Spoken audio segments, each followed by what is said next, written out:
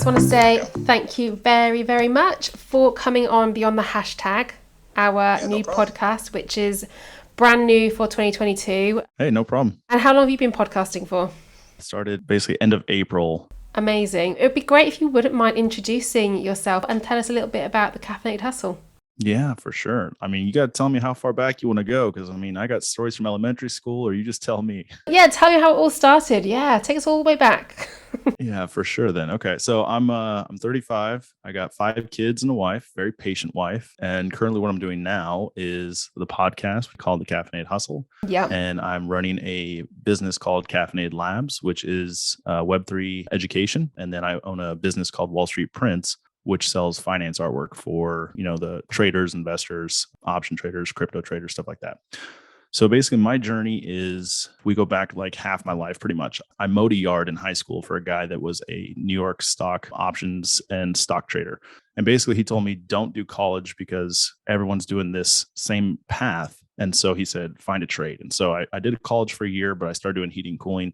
And honestly liked that better. So I decided to take his advice after high school, and I did heating and cooling for 7 years. But I've always been an entrepreneur. If you're an entrepreneur, you just kind of know. And so I felt that itch, and I was either just kind of to start my own heating and cooling business or do something else. And I just decided not to do that. But someone I knew actually wanted to get into finance. And so I didn't have a degree in finance, didn't have that path before me. But basically he gave me a connection. And so I took the connection, I ran with it, and we started doing trading. Lost a lot of money starting out, but we had connections with some other people. And one of those people decided to become my mentor. And that was a trader who had a 9-figure trading account. And so I got connected with someone that I shouldn't have been, that really helped me level up my game. So basically my journey is all about connections. And so I did trading for 7 years. And after that, we can get into if you want, but basically if you just do something for money, you really start to burn out. So I had crazy highs, crazy lows, days where I'd make, over $5,000 in an hour, days where I'd be drinking whiskey at 1 p.m. For me, it just was a terrible place to be. Wife didn't like it either, decided to take a break. So I got into artwork and just decided I like finance. I'm just going to redecorate the office, take a break, started making finance artwork, and traders immediately latched onto it. They loved it. I was actually helping people for a change instead of just doing money for myself and my business partner. And so I decided, you know what, I've done it long enough. I'm going to switch. And so I was just happy with the artwork, just helping people for a change. And then my artist actually got into NFTs. And so he told me about it. And I didn't really like the NFT side of things, but I really like the education side because I've known how to do a course for a while. I can do trading really well, a lot better than most people out there. And so I could do a course on that. I could do a course on print on demand. I have a 6-figure business, but I don't like selling courses personally because you're charging someone $2,000 to learn something and then they're out that money forever. So they probably can get a return on it, but they might not. And if they don't, then you just took $2,000 from them and you're making a lot of money off someone else. Even if they do learn something, they may not have enough money to enact on that because they put it all into education. So with Web3, you are allowed to sell your access to someone else when you're done. And that opens up doors. So in the future, I think education will be Web3 based because you'll be able to sell your access to someone else when you're done with it. And now you're no longer taking $2,000 from everyone.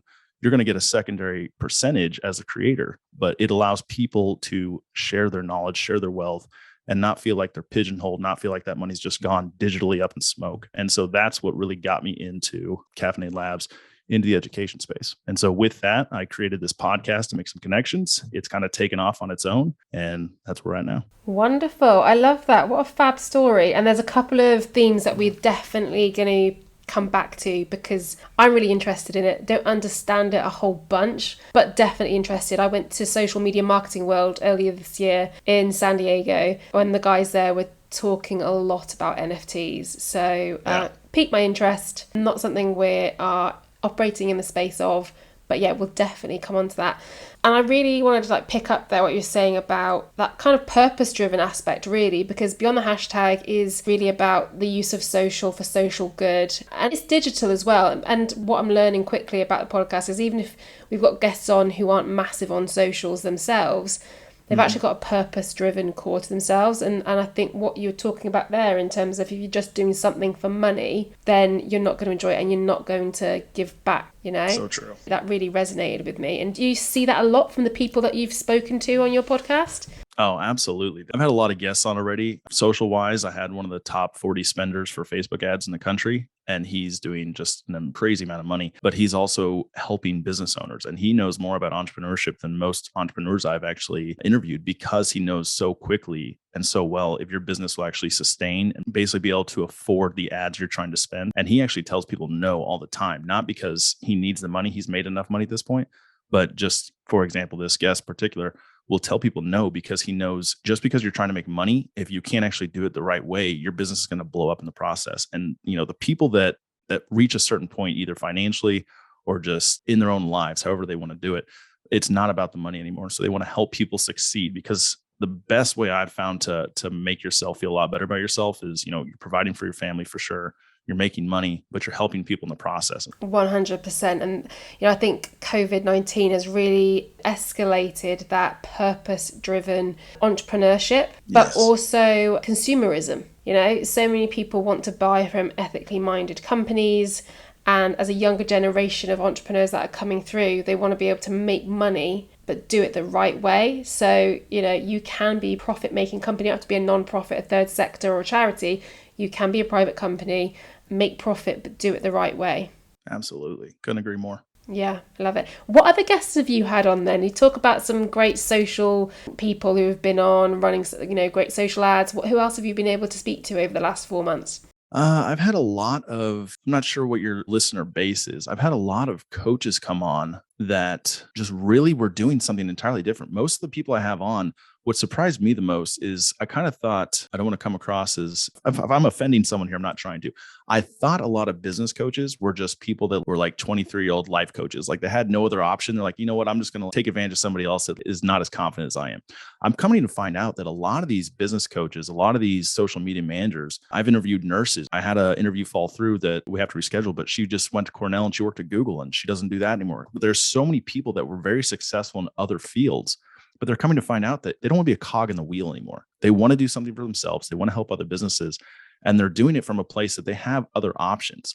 And that's what surprised me the most is that it's not what you expect. When you hear working from home, most people think you're just entrepreneur in quotation marks, because that just means that's the cool, sexy word, but it means you're just unemployed. Not really. In post-COVID, all these opportunities opened up and people realized how easy it is to truly be for themselves, work for themselves, do their own schedule. I literally interviewed a social media coach less than a month ago that she's been doing it for 9 months with TikTok. And that's all she's done. And TikTok and podcasts. She's gotten on some of the podcasts.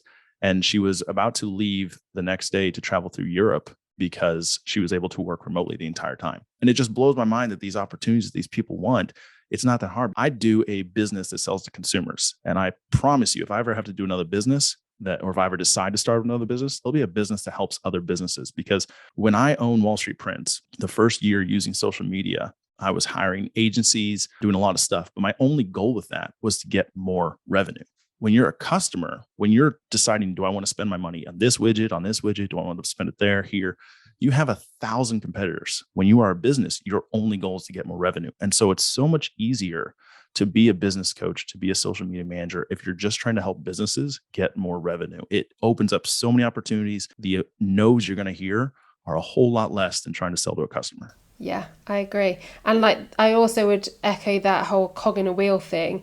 I think those who work with a business, that landscape's completely changed as well. I employ 6-7 people, and actually no one's going to be a cog in the business. Actually, the way we drive that team spirit is about, everybody is valued, everybody has their role, and we are all growing it together. And I've sat back at times and gone, I don't want Naturally Social to get to a point where I don't interact with the staff. I don't do this, because I think that's what, as you say, if people choose to be employed and not go self-employed, that's how they want to be nurtured and enjoy their employment. Yeah, absolutely. I love that. So just before we go on to NFTs, talk to me about ads. One of the things you said in your email was about running Facebook ads.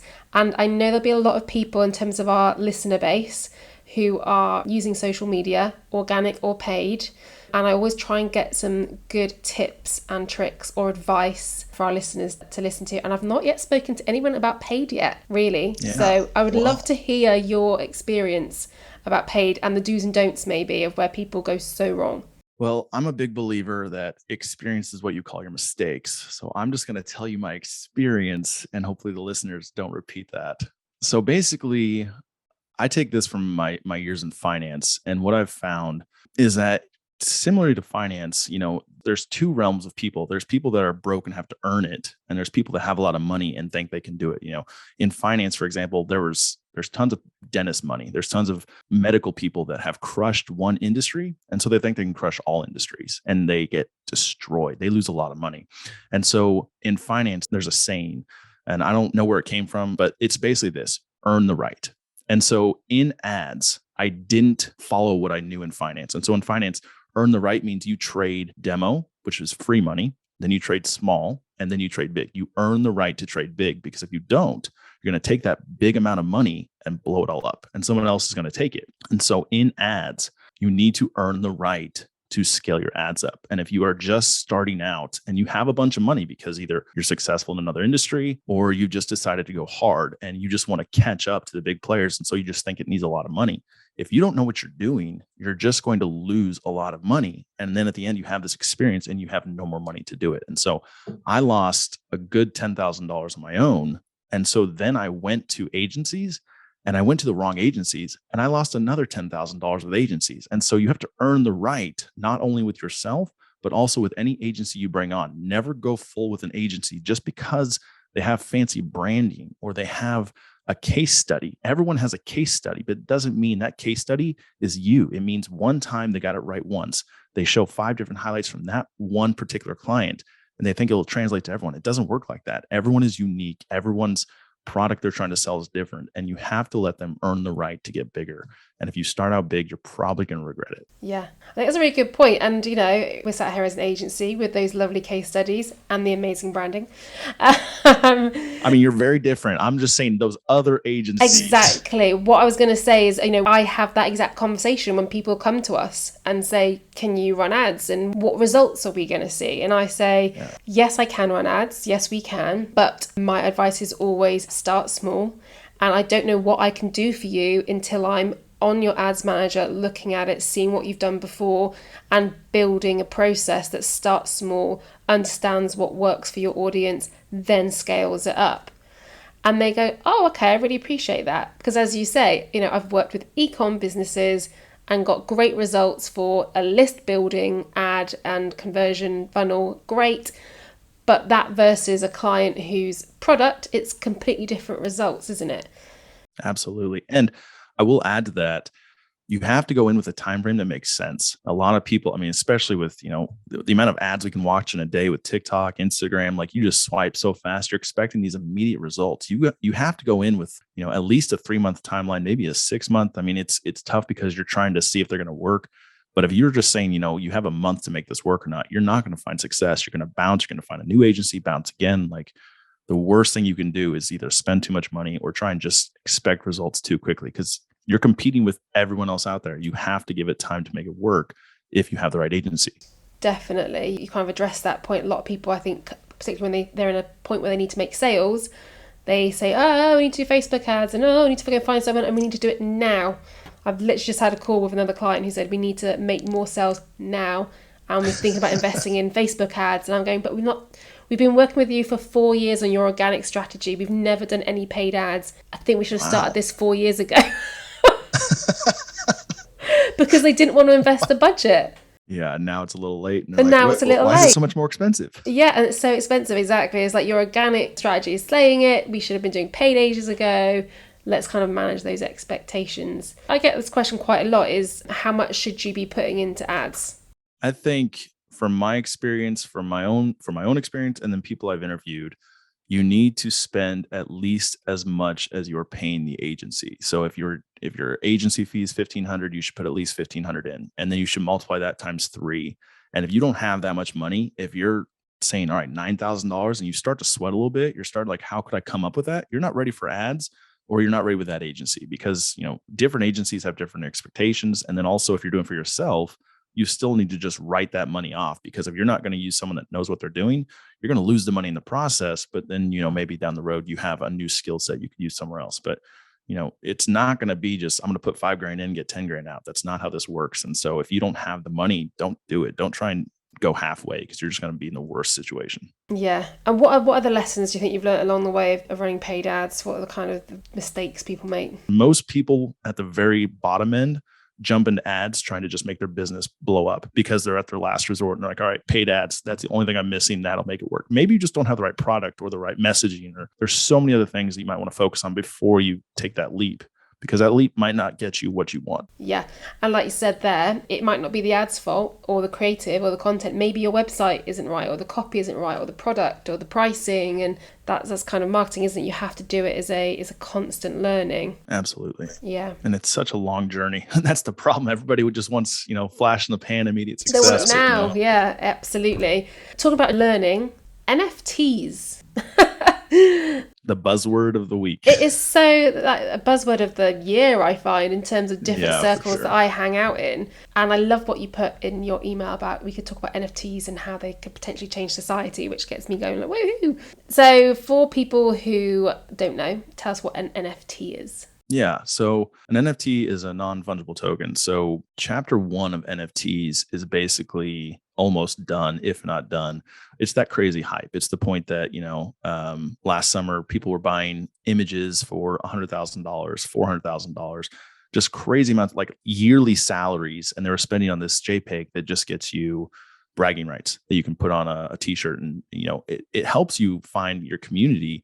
But there's a point that you're just spending an absurd amount of money on it. And so the question is there value in what you're purchasing? Is it a modern Rolex? Is it a modern sports car where, you're spending way more than you needed to, but it just gives you status. It gives you bragging rights. It lets you connect with people that you couldn't connect with otherwise. And there's pros and cons to that. There's people on both sides. But NFTs were hyped way too far. A lot of people now compare it to tulip mania. It's like, the price of tulip was your salary. Somebody ate one, the entire bubble burst overnight. They realized it was ridiculous.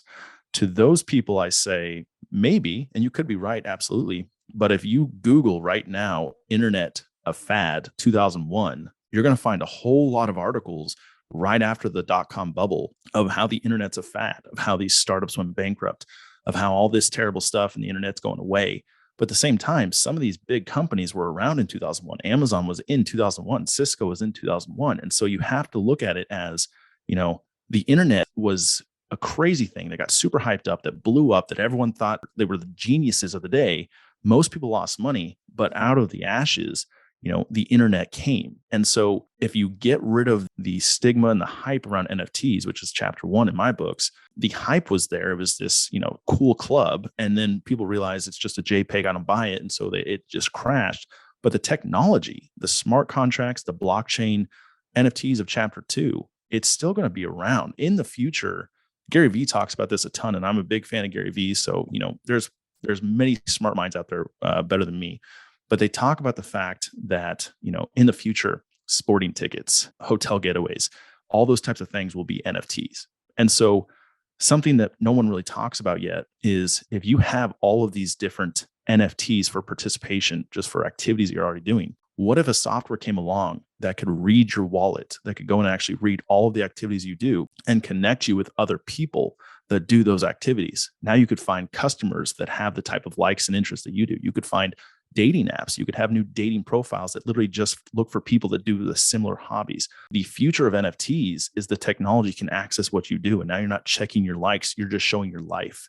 And the software will be able to read that and do some amazing things. Some people get very scared of that big brother, it's intrusion. There's the same things happen in internet, same things happen with TV. Like technology brings change, technology brings pushback. But at some point, social media will be very much so changed, because the technology will show you who you really are. You can't hide behind a computer screen like you used to, because everything you do will be out there for people to see and connect with who they want to connect with. A very Black Mirror. Yeah, it is. There's a pro and a con, but that's what's going to come. I don't know how to stop it, unfortunately. So you just got to ride the wave. That is the fear, isn't it? That extreme of what could this lead to and what could it be? But I always find that with social, the worries and concerns of social media are very relevant and important to be considered. But usually these things are built to adapt and have the systems in place, the capabilities in place to protect people at the same time as benefit from it. Mm-hmm. So it's very rare that technology is thrown out into the world for the sole purpose of creating trouble and drama and issues and, you know, all that kind of thing. But I know there's a big discussion about, you know, ethics, for example, and whether or not we should be allowed to give away that much data and information about ourselves and whether we want to. It's a subject that's going to have a lot more ongoing conversations, and you know there's opportunities there for oversight, for ways to prevent it. I mean, that's just one option, you know, one idea of where it can go. You know, it's all about creating less friction for the user in ways that can benefit them more than the cost of giving up more privacy. And so how you find that happy medium, I'm not sure, but it is there. You know, another option in the future that I could see is, you know, right now, if you post something on TikTok, TikTok owns it. If you post something on Facebook, Facebook owns it. Eventually, people are going to realize that their content's not theirs and the platform can shadow ban you, shut you down, whatever. There will be some sort of technology, some sort of opportunity that you can use a smart contract blockchain technology for your content to go with you. And so you'll be able to take it with you from platform to platform. And the platform will no longer own it because platform owns that content and helps use it to send ads to other people that want to see your type of content. So the platform makes all the money because they offer you the free service. But the saying is, if the product's free, you're the product. And so how do you find a way to make that come back to the user so it's their product, it's them, and they can take it with them if they don't like what the platform is doing? So I don't know how that happens either, but those are a couple opportunities that the future of NFTs, of blockchain technology, will provide for us, whether we're ready for it or not. Yeah, that was what the big discussion at social media marketing world was about. You know, there are people who think that, you know, NFTs and blockchain and all that technology are intrusive, but they're the same people who are happily sharing all their data and information and giving that away for free to specific social, you know, corporate social channels like Facebook, like Instagram. And actually, this technology has been built for them to own their own content again. Yeah. It's amazing what's possible out there. For me, it wouldn't bother me. I wouldn't want my kids just content to be out there like that. I wouldn't want, you know, a random AI technology to be able to just read them and see everything they do and build a profile off of that type of stuff. So there's got to be something that can help pull back, keep it in check. But wherever there's problems, there's opportunities. So I believe there will be a way to keep it in check because, you know, regardless of what I feel for myself and what I feel about the technology, I don't want my kids to be down that path. And so there's got to be someone out there that understands that as well, that will push back in a way that makes sense. 100%. Well, as we prepare to wrap up, we touched upon your podcast. What are your top tips for growing a podcast? Because you're saying you're having loads of traction all of a sudden. Depends on, you need one of two things. You need time or money to grow a podcast. And that's really what it comes down to, because you can pay someone to help you find guests. You can pay someone to help you edit. You can pay someone to help produce. But if you don't have the money, you really need to hunker down and spend a good 3 to 6 months learning either as you go or before you start. Because, you know, I'm gonna be honest with you, every episode I do, I have to have edited to make the sound right. I have to have video clips taken out for social. I have to have just a lot of balancing done. It costs, since I have more money than time right now with 5 kids, I have to pick what I want to do.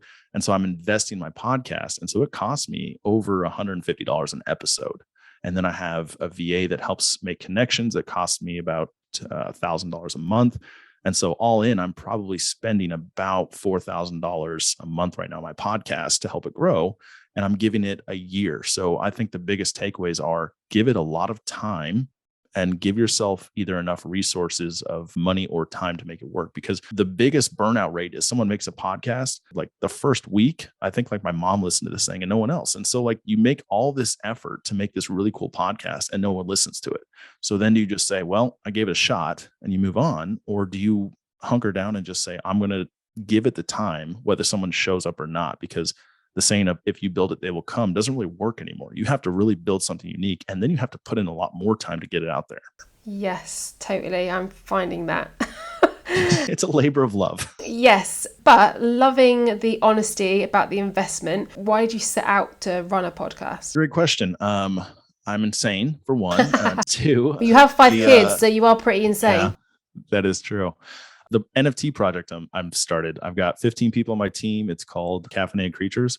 And so it's basically like we talked about, it's the fact that everything I've done probably shouldn't have happened to me. I just was very fortunate in the connections I had. And so it's a project for entrepreneurs. It's basically, we're going to help you launch or scale your business with connections, content, and capital. And so the content side is where we're going to have, a massive $20,000 library on day one, and we're going to try and hit $100,000 by the end of the first year. But to do that, we had to make connections and show the value, show who we can, connect with, and show that we're not just saying a bunch of stuff that's not true. And so I started the podcast basically to help make those connections.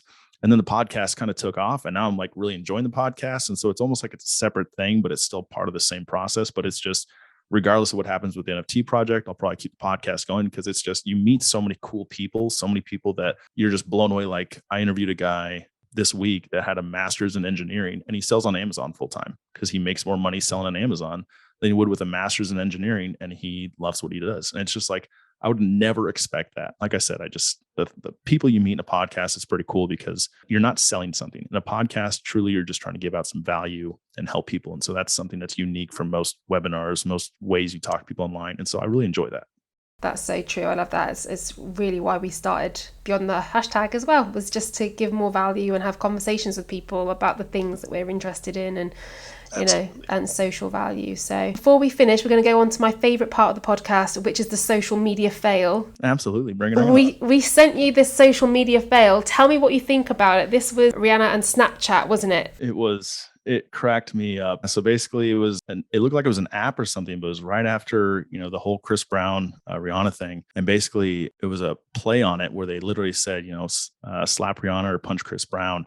And Rihanna just shut them down, to the point that Snapchat lost 4% that day. And the amount of people that just were hating on Snapchat. I think the thing that blows me away the most is how timid and pathetic the management was on Snapchat for the response. They literally blamed the company they hired to do this. They took zero responsibility. It just infuriates me, because if you're going to put something out there for the entire world to see, you better own it if you mess up, because if you push the blame to someone else, it just shows your character to the core. And Snapchat, just very disappointing in how they handled that whole thing. Totally. That's one of the points I was going to bring up as well, is how they handled it, which frustrated me the most. Firstly, signing off the idea, backing the idea, but then when it goes wrong, pointing the finger and backing away, which is horrendous. So a big tip there, people, if you fail on social, own it, and, think about some sort of crisis comms management, and apologize for a start and learn from it. Learn from it, never repeat it. Exactly. And spread the word and tell other people not to do it as well. So true. Ben, it's been lovely speaking to you. Thanks for making the time to come on Beyond the Hashtag, and wishing you all the best with everything Caffeinated Labs. Appreciate it. I will talk to you soon. Talk to you soon. Bye bye.